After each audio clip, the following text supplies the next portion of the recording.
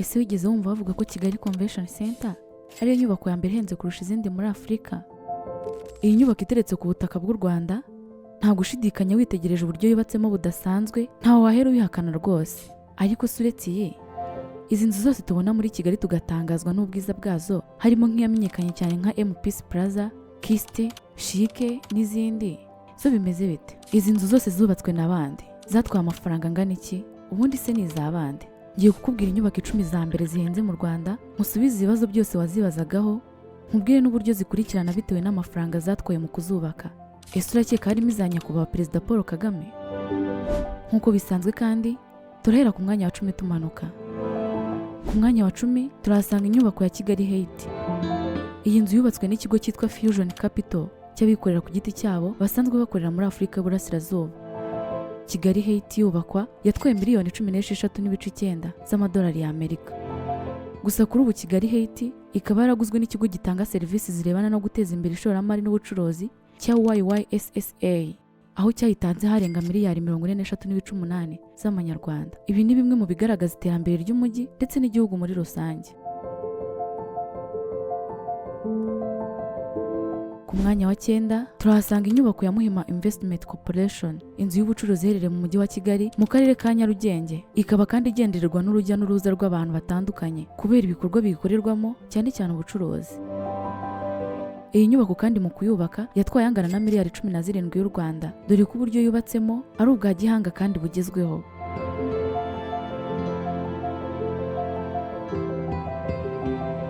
Ku mwanya wa 8 rero turahasanga inzu ikorerwamo ubucuruzi y'uwitwa Charles Mporanyi, rwiyemezamirimo bimazemo igihe, akaba yaranyuze mu nzira ndende kandi ivunanye kugira ngo agere ku bukire nk'uko nawe abyivugira. Wakwibaza uti, nyuma y'uko ari umukire akaba umuherwe waciye agahiga kubaka inzu y'ubucuruzi yamenyekanye cyane, ikandikwa mu binyamakuru ikamwubakira izina, n'iki kindi wamumenyaho? Icyo utaruzi, uyu Charles Mporanyi niwe washinze Solas, ikigo gitanga serivisi z'ubwishingizi ndetse n'ibicuruzwa impande n'impande zigize igihugu cy'u Rwanda. Dusesenguye tukara muri ibi bikorwa yagiye akora, turasangamo inzu y'ubucuruzi ariyo KBC, mu magambo arambuye bivuga Kigali Business Center, aho yatwaye angana na miliyari 17 z'amafaranga y'u Rwanda mu kuyubaka.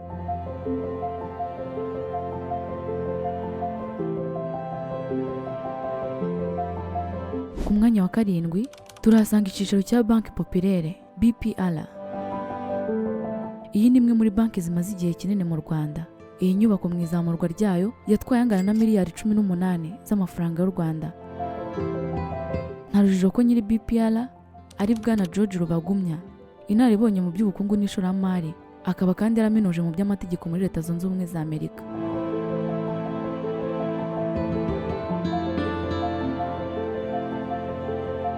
Ku mwanya wa 6 rero turahasanga inyubako ya Kigali City Tower, izwi cyane ku izina rya Kiste. Iyi nyubako kandi izwiho uburebure budasanzwe, iri rwagati mu mujyi wa Kigali, ikaba ikorerwamo ubucuruzi ndetse n'ibiro bitandukanye by'abikorera.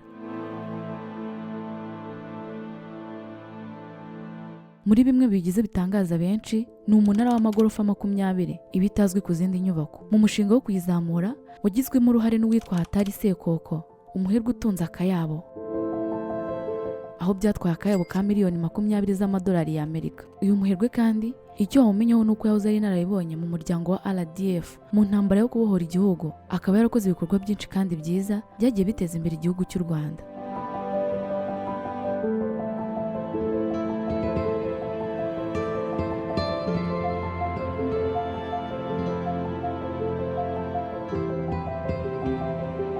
Ku mwanya wa 5 turasanga inyubako ikorerwamo ubucuruzi butandukanye, za resitora n'ibindi. Ni Chic Champion Investment Corporation,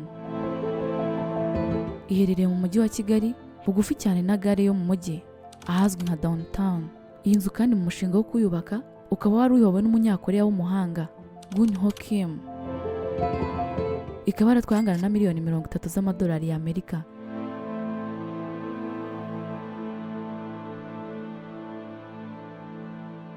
Twihuse cyane rero, reka tujye ku mwanya wa 4. Turahasanga inzu y'ubumwe Grand Hotel, ikorerwamo serivisi zo kwakira abantu n'ubukerarugendo. Iherereye mu mujyi wa Kigali kandi iganwa n'abatari bake, dore ko mu gufata neza ababagana ari umuco wabo. Iyi hoteli ni imwe mu ziri mu Rwanda zizwiho ubunararibonye mu bya hoteli, aho mu kuyizamura yatwaye arenga miliyoni 34 z'amadolari y'Amerika. Tariki ya 24 z'ukwezi kwa 12 mu 2018, Ubumwe Grand Hotel nibwo yari mu maboko y'ikigo cyitwa Umubano Industries Limited kiyobowe n'uwitwa Hassan Gasana uzwiho gukora imishinga myinshi, akaba na General Manager muri Kigali Real Estate.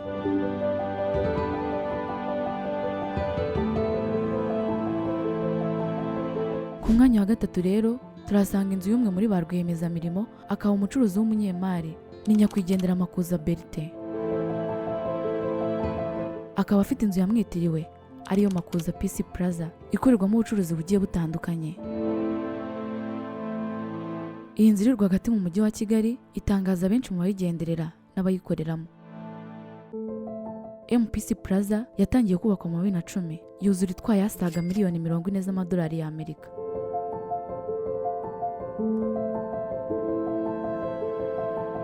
Twihuse cyane rero, reka tujye ku mwanya wa kabiri.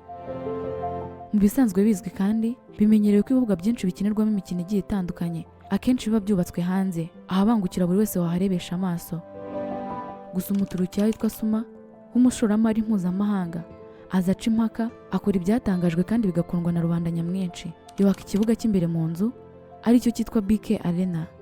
Gusa mbere yahoze yitwa Kigali Arena kugeza muri 2020. Iki kibuga kandi gikoreshwa cyane mu mikino ya basketball, dore ko kidasiba gukinirwamo n'umukino wa Rwanda Basketball League, kigakinirwaho na volleyball, aho yubatswe kandi karangira mu 2019. Ikaba yaratwaye akayabo ka miliyoni 104 z'amadolari y'Amerika. Mu byo wamenya kandi ni uko umuhanzi Bruce Melody Itayiwacu, akaba umuhanzi n'icyamamare uzwi cyane n'abatari bake, yasinyanye amasezerano yo kuba ambasaderi w'ikirango cya Kigali Arena mu gihe kingana n'imyaka 3.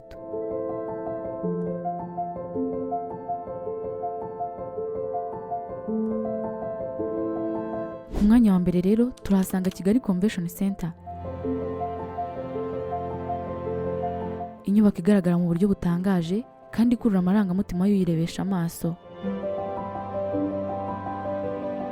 Inyubako mu kuyizamura no kuyitunganya yatwaye miliyoni 300 z'amadolari y'Amerika, aho usanga ba mukerarugendo nta kindi baza mu Rwanda bareba usibye iyo nyubako. Inyubako kandi bivugwa ko ari nayo ya mbere muri Afurika. Nk'uko bisanzwe rero, reka duhurire muri komenti utubwiye nimba hari inyubako twashyizemo itabikwiye, cyangwa hakaba hariyo twashyize ku mwanya itari ikwiye kujyaho, cyangwa se hari yagombaga kujyamo ariko tukaba tutayishyizemo. Njye nari Anike, wakoze cyane kubana natwe, Imana ikurinde.